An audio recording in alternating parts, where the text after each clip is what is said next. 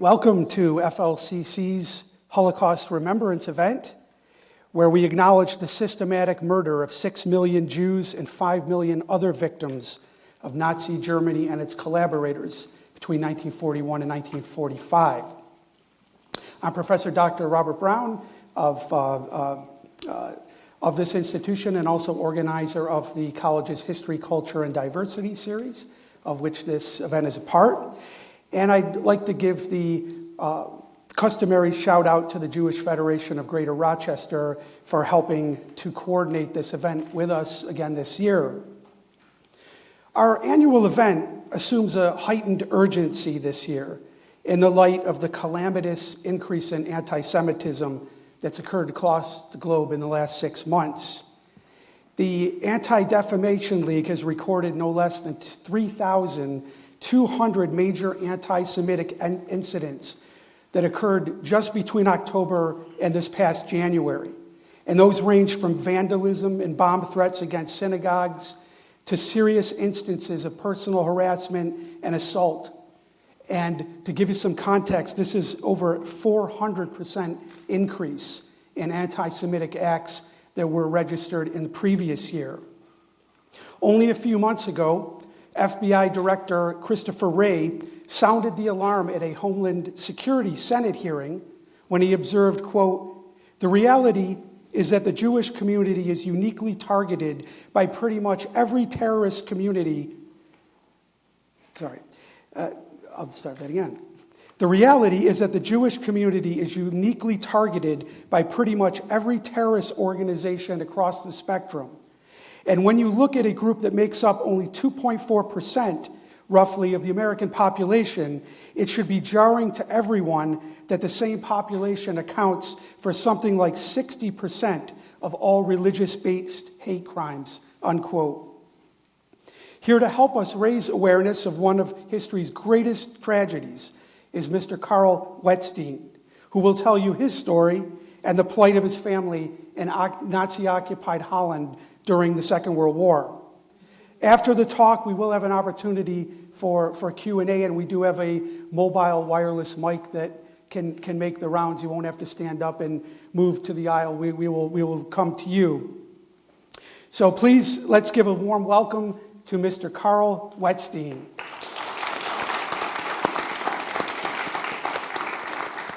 Okay, thank you, Dr. Brown, for inviting me and giving me a chance to tell my story.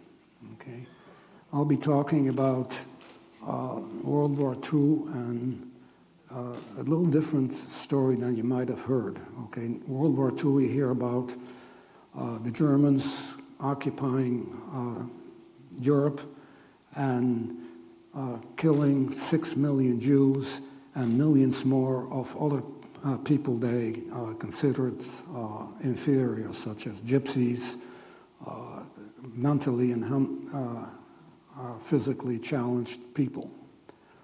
So today, though, I'm going to talk about a different topic, and that is of people who saved the Jews during World War II. I was saved by one such family by hiding me from the Nazis. These people are called righteous Gentiles. They're called righteous Gentiles because they went beyond the call of duty. They simply could have gone on with their own lives, minded their own business, do their work, send their kids to school, gone to church, and just ignore what was going on. But they didn't. These people stood up and fought the Nazis and defied what the Nazis were trying to do. They're called righteous Gentiles because they went well beyond what normal people would do, and that is they could have kept their noses clean, just go about their business, go to school, go to church, whatnot. But they stood up and fought the Nazis. They did more and much more than anybody would expect of them. So I'm going to tell this story today. I was hidden by a family in Holland called the Navine family. and they saved me from the Nazis during the war. Again, these people are called righteous Gentiles because they went well beyond what was expected, what would you expect of people. They could have kept their noses clean, did their own, stayed with their work, their school, whatever, but they stood up to the Nazis and defied them at the risk of their own life. Because if they were caught helping Jews, then they would get the same treatment. They might get sent to concentration camps. They might or be executed in public to show the people what would happen if they helped Jews. So what I'm going to do today, I'm first going to tell you my own story, what happened. Then I will give you talk about the difficulties that these people faced in order to help the Jews. Then give you some examples of specific individuals, righteous Gentiles, and what they did. And finally, I will take you to a place called Yad Vashem, which is the memorial to the martyrs and heroes of the Holocaust in Jerusalem, where these people are honored. So my story starts, I was born in 1938 in Holland. In 1940, the Germans invaded Holland. At first, the Dutch resisted, but what the Germans did, they bombed the major port in Holland, Rotterdam, and bombed it to smithereens and told the Dutch if they didn't surrender, then this would happen to other cities. So the Dutch surrendered, and the Germans took over. Now, for the first couple of years, the Nazis, the Germans, just put restrictions on the Jews living there. They could not go to shop at particular stores, go to the parks, own radios, own bicycles, etc. But then in 1942, the Germans decided on what they called the final solution, which was to essentially eliminate and kill all the Jews in Europe. At that point in Holland, the Germans told the Jewish people to report to transportation stations, and they would be taken to work camps. Okay, that's what they were told. Now, my parents knew better than that. My father was born in Germany and grew up there, and he'd seen Hitler firsthand, so he knew that these work camps were, that was a lie, that it would be death camps. So they decided that it was necessary for them to go into hiding, for us, for the family. There's one problem. At that point, I was 4 years old, or 3 years old, and if you saw the story of Anne Frank, where the family hid in an attic above a office building or an office. You can't go up there with a little kid because you couldn't, you had to be very, very quiet. Nothing could be heard downstairs. Okay, so that's not where you take a little child. So they decided we would be going in hiding separately. They contacted the resistance, and one day a man came up to the house and he said, "I'm here to pick up your child." Okay, they'd never seen this man. They didn't know him from Adam. He said to them, "You have to decide right now to send him with me." At that point, I was like 3 years old. Okay, so what do? My parents took the courageous act and did that. Okay, so at that point, they went into hiding themselves, living pretty much like Anne Frank did during the war. I was placed with a family of 3 sisters. The sisters, one was a nurse, another a teacher, and the third one was a housekeeper. Now, this was in a fairly large city where you couldn't go outside. The city also was a target for Allied bombers bombing the factories there. So this was really not a very good situation. So these sisters decided to send me to their brother, who lived in a small northern community. I went there. The brother took me in his family, and he pretended that I was a nephew. He told his neighbors, "This is a nephew from the big city where it's dangerous to live, where there's not enough food." So they effectively adopted me in their family. I could go to church with them. I could go to school, play outside. And so this was as good a situation. It's not pleasant, okay, but it was as good a situation that anybody could live in. Sometime after the war, I attended a conference of hidden children. And at that point, I really got to realize how lucky I had been. Okay, these people talked about how they lived, how they survived the war. Some of them had to live in forests, okay. Others were with families who hid them in a closet, for example. They couldn't come out.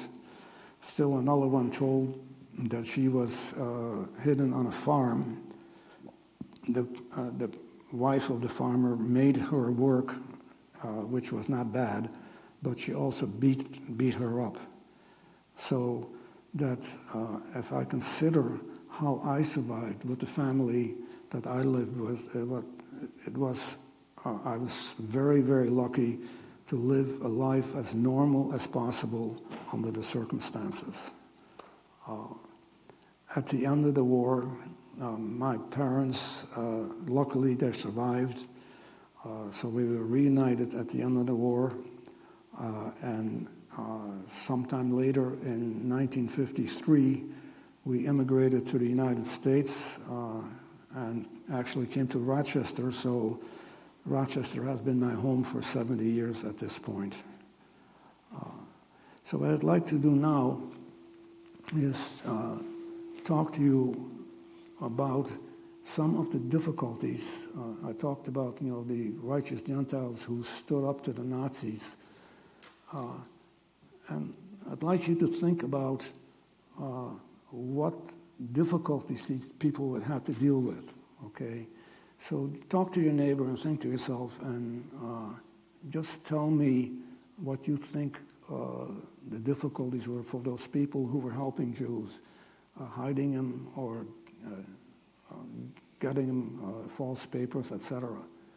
So if you would just talk to yourself and let me know what you think. Anyone?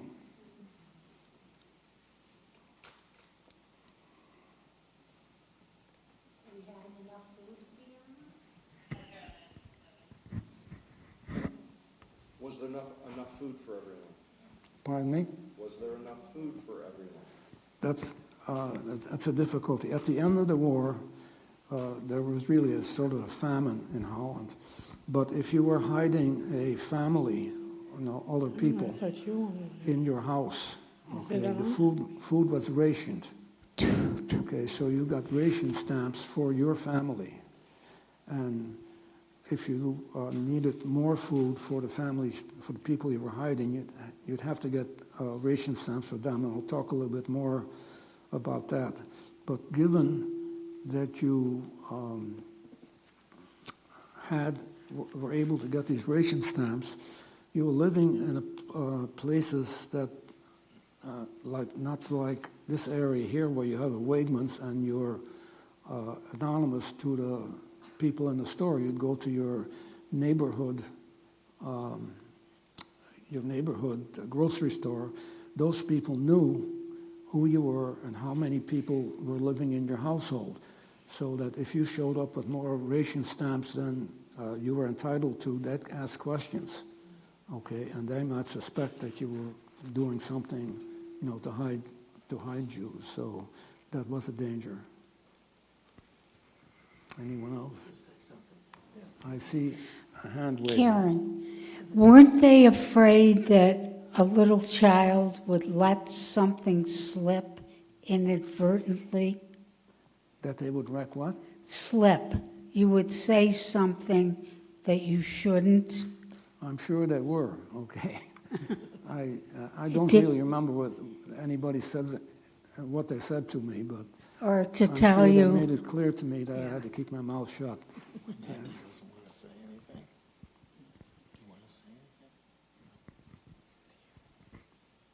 Okay, anything else? Okay, so there's many, many difficulties that you have to deal with. As I mentioned, you need to get a hiding place for people, okay, that you are hiding. Those hiding places could be in your house, in an attic, or like Anne Frank, in an attic above a building. Other hiding places might be on a farm, in a chicken coop, or in Warsaw, the city of Warsaw in Poland. They use the cages in a zoo to hide people. Okay, so the danger, there are a number of dangers that is involved with doing this work. If you are hiding Jews and your neighbors, okay, would be more than happy to betray you for a price of a bottle of wine or a bottle of liquor or a carton or a pack of cigarettes or money. So it's dangerous in that case. You might, the people you were hiding might get sick. Okay, you might need a doctor, and actually pregnancies happened during this time. So how do you deal with things like that? A friend of mine told me his grandfather was hiding a man in his house, and the man died. Okay, so what he needed to do was bury the man in the backyard of his house until after the war.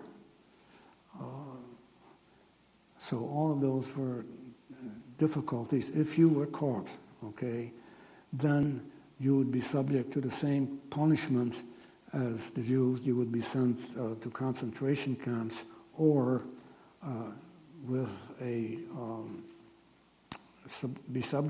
be executed in public as a warning to other people who might help. One of the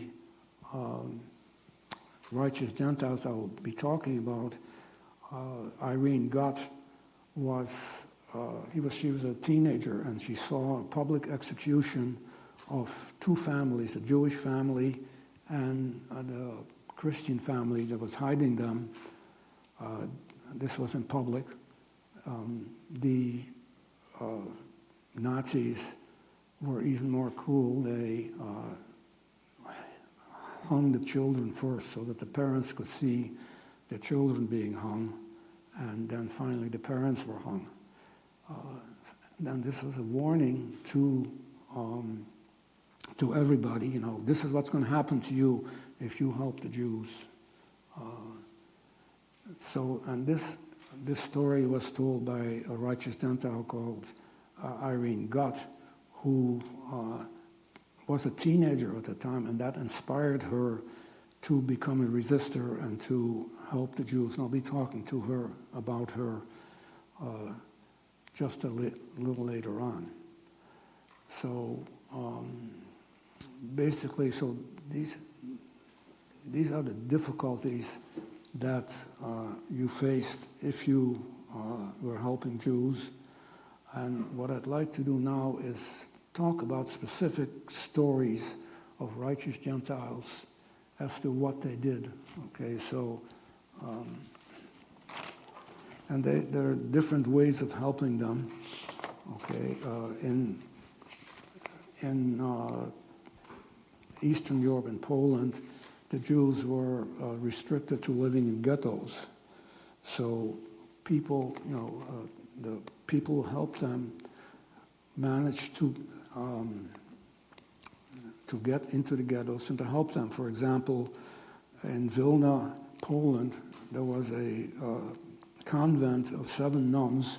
They went into the ghetto to smuggle in weapons and food, and if possible, smuggle out children. And the Mother Superior of that convent became an expert at handling weapons that she could take to the people in the ghetto.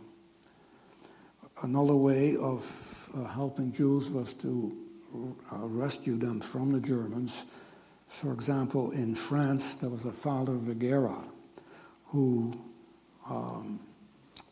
at one time, the Germans in his town rounded up 70 children, and they put them in a camp to wait for transport to the concentration camps. This Pastor Vergara walked up to the holding area, to the area where the children were being kept, and he presented the commandant of that camp with phony Nazi papers that said the commandant should release these children to him. That's what was done. The commandant released the children, and he placed the children with farmers and families within the area. Of course, when the Germans found out what he had done, he himself had to go into hiding, and they rounded up his son and killed his son in revenge. And another way of helping them was to take them to countries that were unoccupied, where they could live safely. So in Holland, there was a man named Joop Westerveld who took groups of children from Holland through Holland, Belgium, France, and across the Pyrenees Mountains into Spain, about a distance of about 700 miles. He escorted them during the daytime. They were hidden at night, and then taken across the Pyrenees Mountains into Spain to safety. He was caught, sent to a concentration camp, tortured, but he never gave up the names of people who were helping him.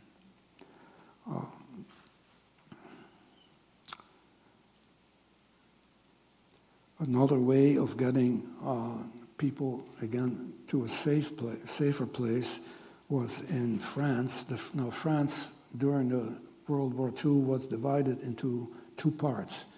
The first part, the northern part, was occupied by the Germans. The southern part was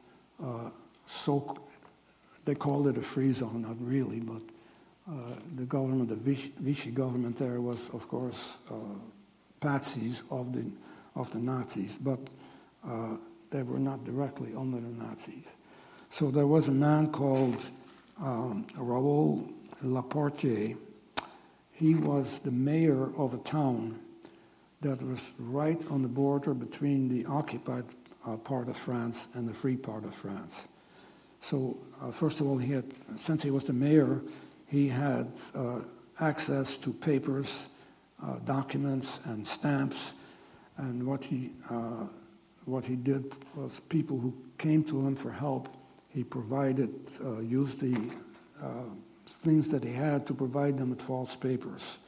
And he took them in groups of people across the border between occupied France and free France. He knew the border guards pretty well, and they knew that he had business as a mayor on both parts of the border. So he was able to escort, first of all, provide papers for people who needed them, able to escort them across the border between occupied France and free France. And what he would do is come the next day, he would come back and take their possessions across the border also.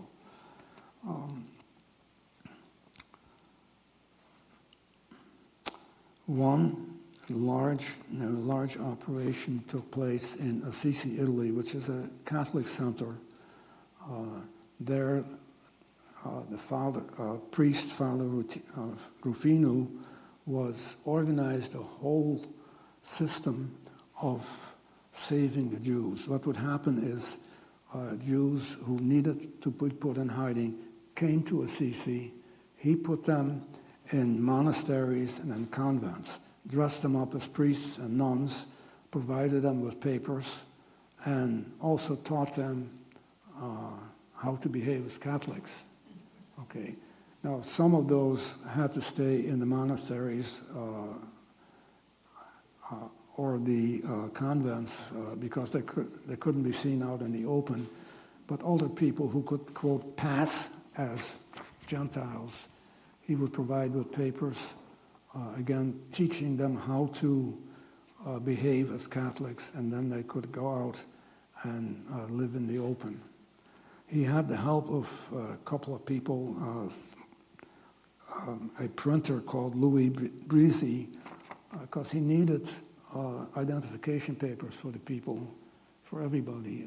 These papers included birth certificates, working papers, and other identification papers. For that, he recruited a man named Louis Brizzi, who was a printer. The printer worked his normal days in his print shop. At night, he used to print up false documents, again, such as birth certificates, working paper, wedding licenses, and things like that. So people would be identified and have these documents. Okay. Pretty soon, other resistance units in the area also wanted identification papers or whatever false papers they needed. And so they recruited a man named Gino Bartelli. Okay, Gino Bartelli was famous in Italy because he was a champion bicycle racer. He had won the Tour de France in 1938 and remarkably did it again in 1948. But this man was famous and well known. He was a hero in Italy. So that what they did, they gave him papers that other resistance units needed in the area, and they gave him these papers to hide in his bicycle frame and take him around to other resistance units. Now, he could get away with this because, first of all, he was a hero, well known, so the police and even the Germans enjoyed talking to him. So he'd be bicycling around. He told people, "Well, I'm here. I'm an athlete. I'm training. I'm in training, so need to go around." But the thing is, being a hero, he was looked upon by the Italian police and well known to the German police. So when they stopped him, he said, "Well, I'm on a training mission," and he would talk to them, give them autographs, and that's the way people like to talk to heroes like that. They sort of ignored what he was doing or wasn't aware of what he was doing. Going back to Father Rufino, he befriended the German commandant of the town. This is Assisi, Italy. And at one point asked him, he said, "I have these nuns and these priests, and I have to take them to such and such a city because they have to attend a conference. Could the German commandant give him or lend him some trucks that he could do that?" So the trucks were given together with a German escort of German soldiers. They took the people to the border. I think it probably was Switzerland, where they were picked up by older people who took them across the border into Switzerland. And that way saved them. Now the question was raised after the war whether this commandant of the town, knew what was going on. Okay, the thing was that he might have been known somehow what Rufino was up to, because he was not a soldier, he was a doctor, so he wasn't part of this Nazi propaganda and machinery. So we don't know the answer to that question, but there's good speculation that he knew what was going on and actually helped Father Rufino with his business, with what he was doing, or at least turned a blind eye to it. Okay, I mentioned before that people needed, false papers, and earlier on I mentioned that families hiding Jews in their house needed, in particular, ration coupons so they could buy their food. So in Poland, a woman named Janina Bukolski, who was running a translation office, sort of as a front of what she was doing, but she provided 4 people identification papers, ration coupons for others. People who came to her place would ask for identification papers and whatever not, if they could live out in the open, because, quote, they didn't look like Jews, that was fine. If not, then she would provide them with papers also, and found families where they could be placed and hidden in their homes. A very interesting person. His name was Shiunu Sugihara. Now, he was a Japanese diplomat stationed in Lithuania. When the Germans invaded Poland in 1939, the Jews there tried to escape, many of them coming to Lithuania and coming to the Japanese consulate, asking for visas to Japan. Now, the Japanese government denied these visas, but this man, again, Shiuni Yugihara, defied his government and issued the visas to the people so they could travel to Japan. Then most of them probably just traveled to Japan and went through Japan and then back to China, where there was a large Jewish community in hiding also. Okay. One of the most remarkable stories is that of the country of Denmark. Now, here I've talked about individual righteous Gentiles. In Denmark, the whole country got together to save their Jews. They had about 6,000 Jewish residents there. In one interesting thing, the difference between Denmark and Holland. In Holland, where I was, the royal family escaped the country and spent the war in Canada. In Denmark, the royal family stayed, and the king of Denmark appeared in public wearing a Jewish star that the Jews were forced to wear, okay, just to show his solidarity with the people, with the Jewish people. So the Germans planned to export all the Jews out of Denmark, about 6,000 of them, on the eve of the Jewish New Year, Rosh Hashanah, of 1943. They were tipped off, or the Danes were tipped off by, of all people, a German businessman, and who told them what was happening. So here, it wasn't individual righteous Gentiles that I'm talking about. Here we're talking about the entire country. Okay, they simply organized the exodus of the Jewish residents of Denmark to Sweden. And the way this worked is that first the Jews were hidden in different places, in private homes, in hospitals, in convents, and such. Then transported to the seashore, the Baltic Sea, which separates Denmark from Sweden. And they were placed on fishing boats and taken across the Baltic Sea. Now, one of the problems, of course, was that the German Navy was also patrolling the sea.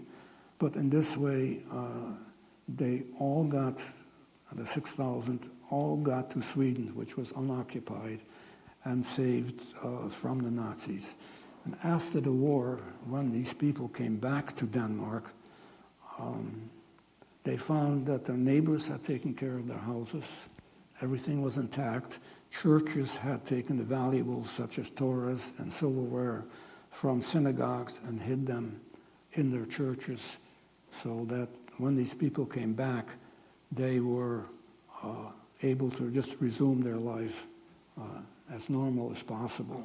Yeah, and I think Denmark has the best record certainly in Western Europe. They only lost 1% of their total Jewish population. That's right. So, another story, which it's kind of not a fun story, but I like the story, okay? And this is a young lady named Irene Updike. She was a teenager in Poland when the Germans invaded. But she joined the resistance against the Germans, but eventually was captured by them. Was working in I'm not sure, a German factory or a German institution, which was near the ghetto. And when she heard that the Jews from the ghetto would be sent to concentration camps, she had a number of Jews who were working with her as prisoners in the institution he was working in. So she first hid them in that institution, in the kitchen or wherever that she could hide them. And eventually she became the housekeeper for a German officer. So she took these people to that house and hid them in the basement of the house. One day, the officer came back to the house. She had forgotten to lock the door. He walked in, and two of these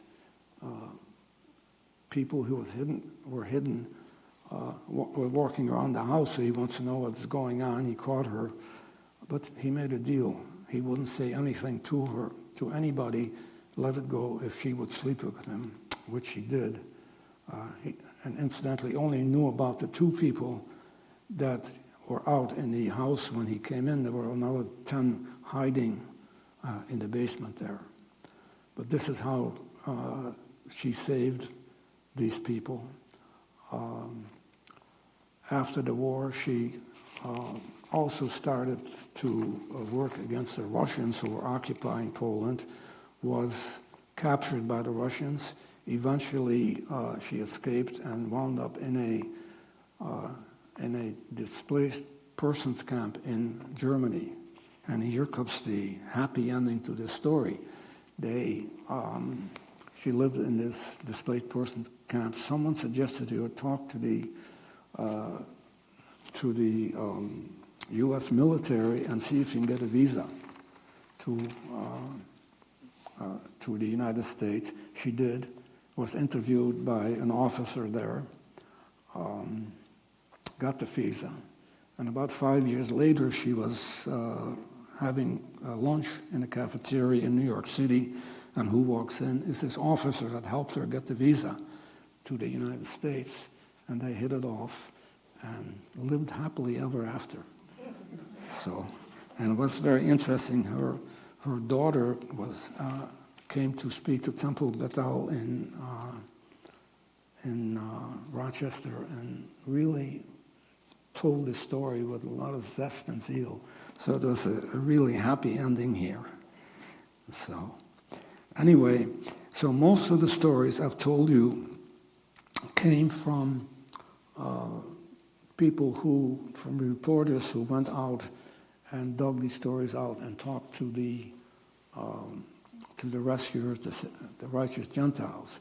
But they reported this in their own words, in the reporters' words, in papers and books.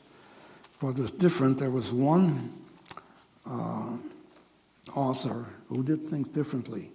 He came and interviewed righteous Gentiles who were saved, or who saved Jews, and this was in Canada, in the area from Niagara Falls to Toronto. And instead of digging the stories out of them and then reporting them, he went and put a tape recorder in front of their nose and said, "Talk." Okay, and then in his book, he wrote down verbatim what these people talked about, what these people said, and the only thing that he did was ask questions to clarify if a point that needed clarification. And some interesting things came out. First of all these people were really upset with their neighbors, either back in Holland, either because they didn't do anything or they betrayed other people. Okay, so one thing was all of them there, they were living in Canada, in the area between Niagara Falls and Toronto. And one thing they all said was that they had to leave Holland because they were disgusted with their neighbors, either neighbors who betrayed them or neighbors who simply didn't do anything. And they told some horrific stories, just a couple. One family was hiding a young man or a woman, and he wouldn't stay put. Okay, she would wander off, and one day she didn't come back. So presumably she was caught by somebody. They warned her, of course, don't do this. They did it. She did it anyway. Another family told they were hiding a young man, and at that time in Holland there was sort of a famine going on, so they were living in northern Holland where there was some food available. So if a Christian family came from the areas of Holland where there was no food at all, and they were taken in by this other family, the one that they were the righteous Gentiles, and they fed them, but they were hiding a young man, a Jewish man, and the family that came and took the food and took advantage of their hospitality betrayed the young man who was living there, and so he was killed, and the man of the house was also killed. So here was a situation where, a family was helping another family, and that family betrayed them. So those are the stories. When you asked the righteous Gentiles, why did you do it? And the answer invariably was, why did you ask? There was nothing else to do. And I have a statement here of one of the righteous Gentiles. Her name was Anna Sematai. She was a librarian in Vilna, Poland, and helped people in the ghetto there by going into the ghetto and supplying them with food and other things that they needed, on the pretense that she was recovering books that she had lent them. Eventually she was caught and sent to a concentration camp, but luckily she survived. But here's what she said when asked, why she did it, and I'll read you verbatim what she said. When the Germans forced the Jews into the ghetto, I could no longer go on with my work. I could not remain in my study. I could not eat. I was ashamed that I was not Jewish myself. I had to do something, and I realized that the danger was involved, but could not be helped. A force larger than myself was at work. So this is the answer of a person. Why did she help, put her life into at risk to help the Jews? So that's the story of the righteous Gentiles. And in conclusion, I would like to talk to you a little bit about Yad Vashem, which is the memorial to the martyrs and the heroes of the Holocaust. This is the place where the righteous Gentiles are honored. In order to get the title of righteous Gentiles, somebody has to apply and provide proof that of what they did. If that proof is accepted, and then those people are designated as righteous Gentiles, they will get a proclamation stating stating that they are righteous Gentiles. They are given a plaque which with the inscription from the Jewish Talmud that says, "He who has saved one life, it is as if he saved the entire world." Up to a few years ago, they could come to Yad Vashem and plant a tree in their honor on what is called the Avenue of the Righteous. In the meantime, that was stopped because they ran out of space to do that. Okay, so and finally, I'd just like to mention my visit to Yad Vashem back, I think it was 1989. Okay, and I would like to share a picture with you. At Yad Vashem, there is all sorts of exhibits and information about the Holocaust, and in particular, some of the I remember the monument to the children that were killed in the war, and not really a monument. It was a large room, dark, with spots of light on the ceiling, and each spot represents one child. There is another thing that is very specifically remember is what is called the Hall of Remembrance. It's just a building with a floor, okay, and on the floor there are lights, markers for each concentration camp, and a permanent light to remember that. And I specifically remember that area because after Egypt and Israel made peace, Prime Minister Begin of Israel showed the President Sadat of Egypt that particular room, and I remember seeing that picture of them there. So I don't want to, and I want to show you, share with you a picture that I have.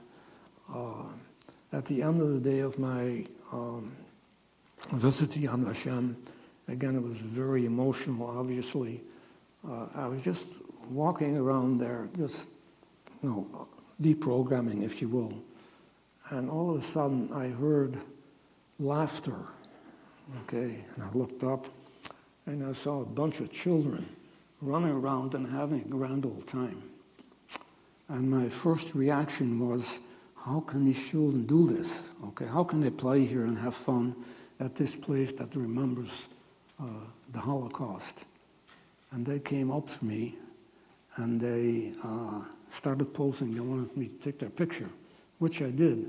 And when I looked through the viewfinder, I realized that these children, that was a good thing, that these children had a right to come here and play and be happy, because they symbolized the fact that the Jews survived and had a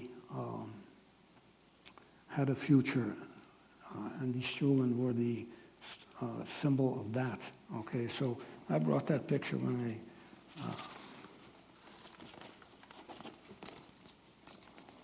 here, and it's just great. My first reaction was, how the hell can they do this here? And then I saw they symbolized the survival and the future of the Jewish people. So that's my story. And I'll be glad to answer any questions. Thank you very much for that. Thank you.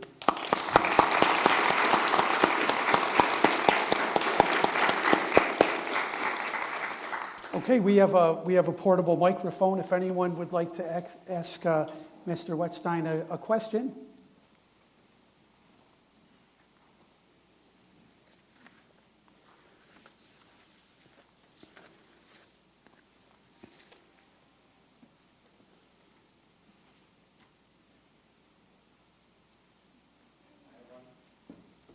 Okay, up there.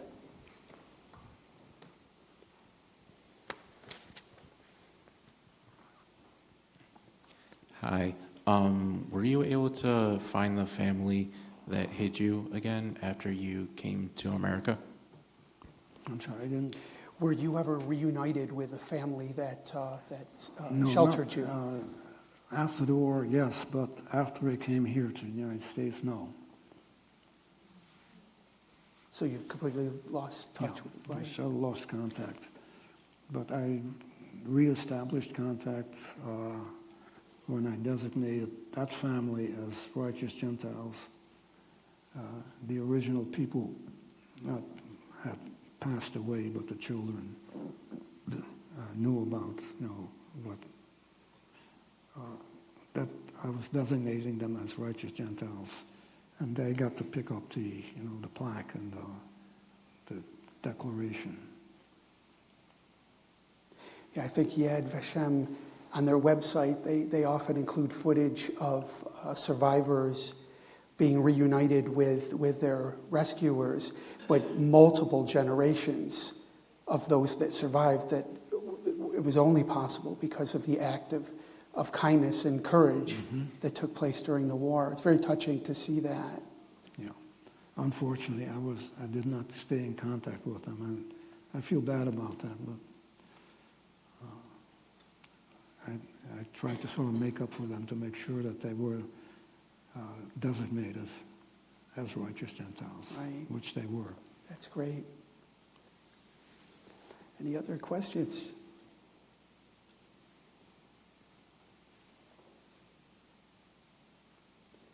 I can only imagine the anticipation, the agony of being sheltered and wondering what the outcome was going to be. Because obviously we know that the good guys win the Second World War, that Holland's liberated, that isolation was ultimately broken, but didn't know that at the time. No. I mean, it must have been incredibly agonizing, wondering, will this ever end, and how will this end?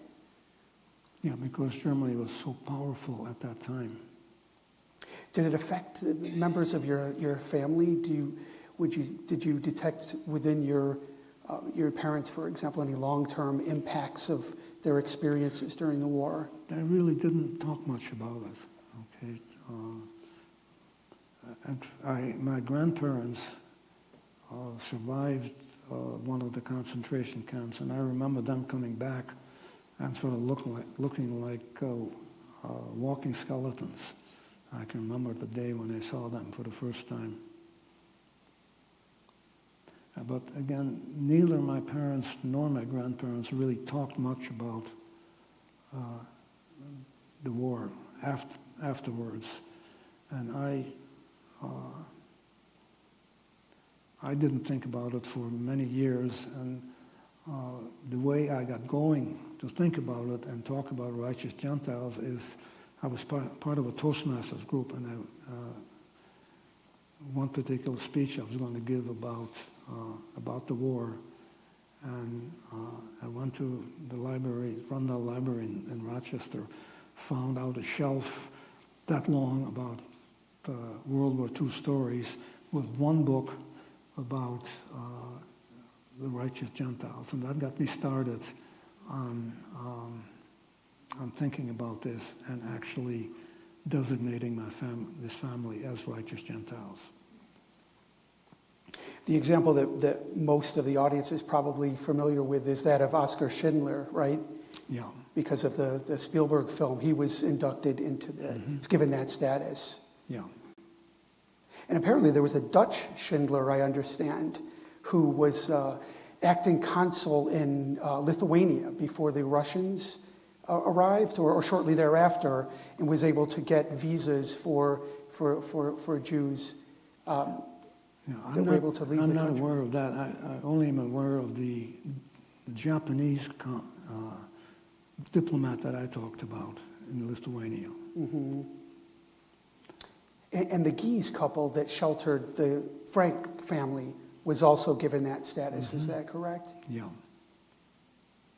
And there are all sorts of remarkable stories going. I could sit here and talk for an hour about just stories I know about friends of mine, that things that happened to them and how they were saved. So lots of things we can talk about. Sure.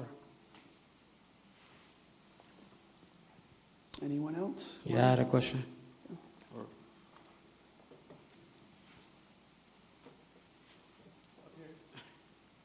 Microphone is coming. Up here, top.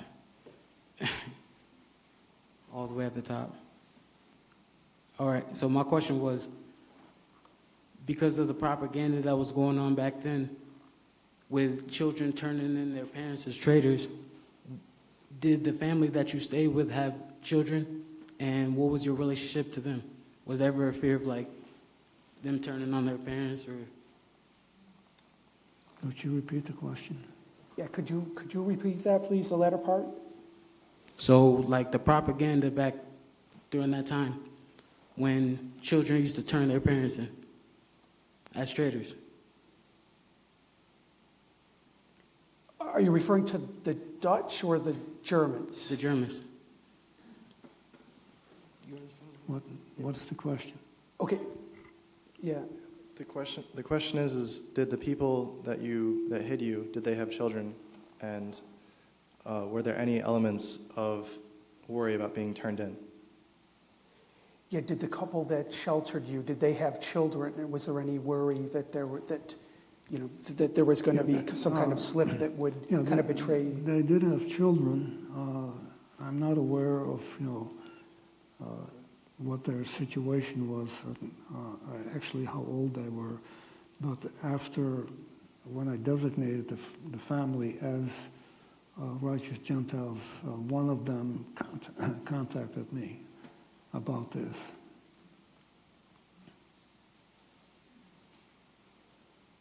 Yeah, so everybody knows that just by virtue of being sheltered during the occupation was not a guarantee that you were gonna survive or that this was going to end well.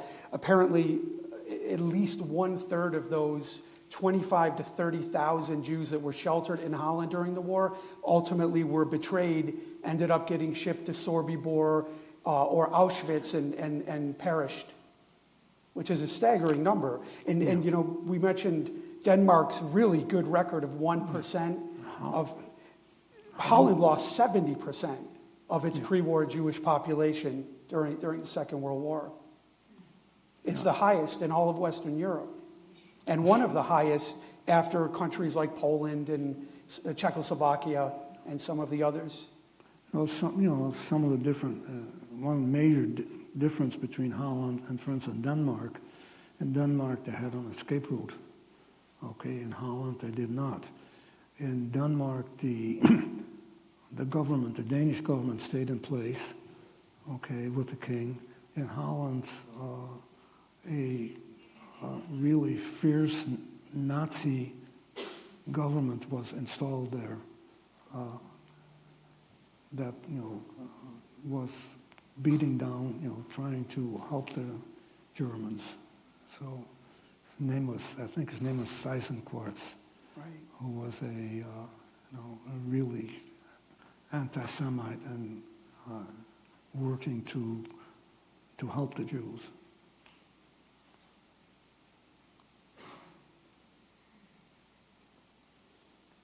Anything else?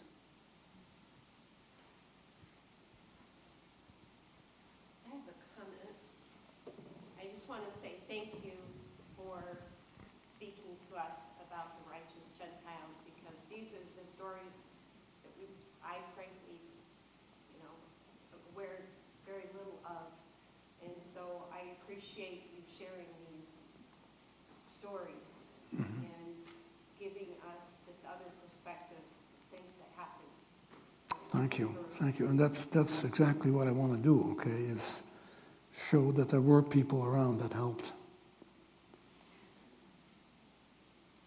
So you said you were 4, right, when you were helped by the righteous Gentile family that took you in? You were around 4 when you were given shelter? Yeah, 4 3 years. or 4 years old in that. Are you speaking from memory, or did your parents tell you what happened to you? My parents didn't talk much about it, but they did have to tell me about what happened, because I was a child, but only very little, because really I don't think they were in any mood to talk about it. Of course, the stories, what I told my own story, I learned from them. Okay, the stories on the righteous Gentiles, that was just research on my part. Because you were so young, do you have memories from that point in your life? I'm sorry. Do you have any memories from that period? I have some memories. It's interesting. I was talking to my partner the other day. Matter of fact, where we were living, we had a talk on memories, and the discussion was of how much of the memories that you have are real, and how much are made up, or not maybe deliberately made up, but made up anyway. So I'm thinking, I could tell you some of the things that I remember from my war years, but I have no idea whether they're really real memories or whether somehow they're made up.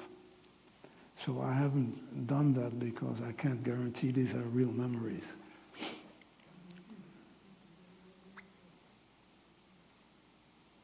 And you immigrated to the U.S. in 1953, so... I came to the United States in 1953 to Rochester. So I've been living in Rochester for 70 years. Right.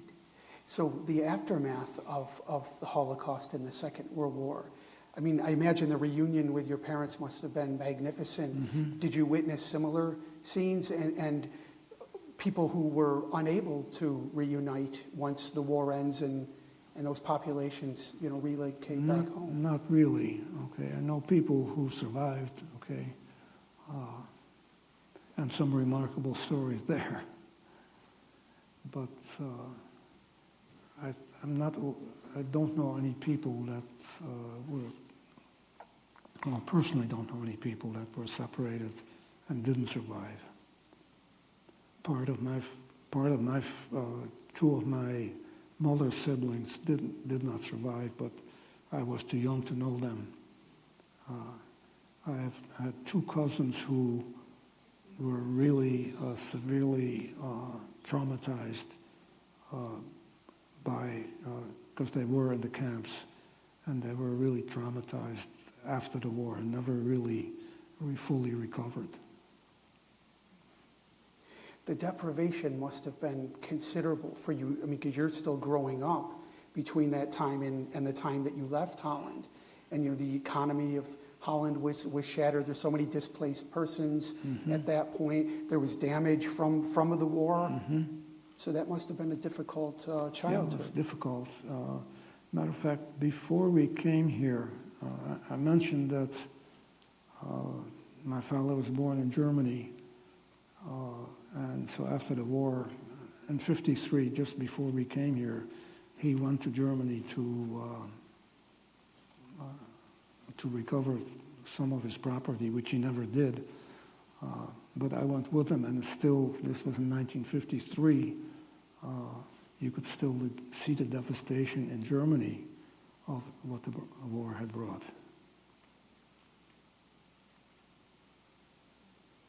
Any other questions?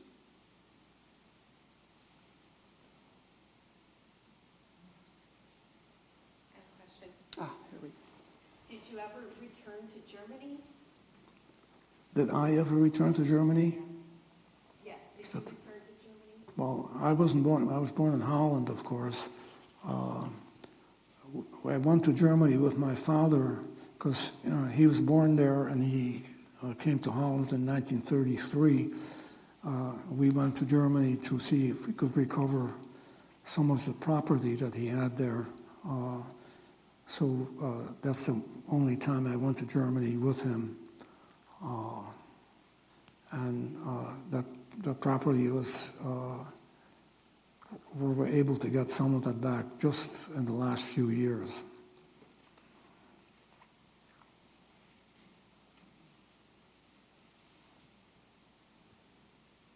And there was, Holland has a fairly good record in terms of resistance to the Nazi. I'm sorry. Holland has a fairly good record with respect to pushing back, resistance, the whole question. In February of '41, there was this colossal general strike that spread across the nation in response to the German implementation of these anti-Semitic laws. But such is the nature of the Nazi terror regime that once that was squelched, it very much discouraged any similar sort of repeat. Well, it's interesting. There's another fellow in town in Rochester here who also speaks about his experience through the war from Holland. He's the same age as I am, and he comes and tells a totally negative story, of how terrible everybody there was, as opposed to me telling a positive story. It's very interesting. The one difference between him and me is that the same thing happened to him. He was actually the same age as I am. I told you, that when my parents decided to go into hiding and to separate, and my parents, when the guy came to the house and said, "I'm here to pick up your kid," they went along with that. Now this other survivor, the same thing happened, and his parents refused to do that, and they wound up in a holding camp, and they never wound up in Auschwitz. And he tells a totally negative story about what the Dutch did. So it's a lot of perspective. Sure. Okay. All right. Well, thank you very much, Mr. Thank you. Wetzstein. Thank you.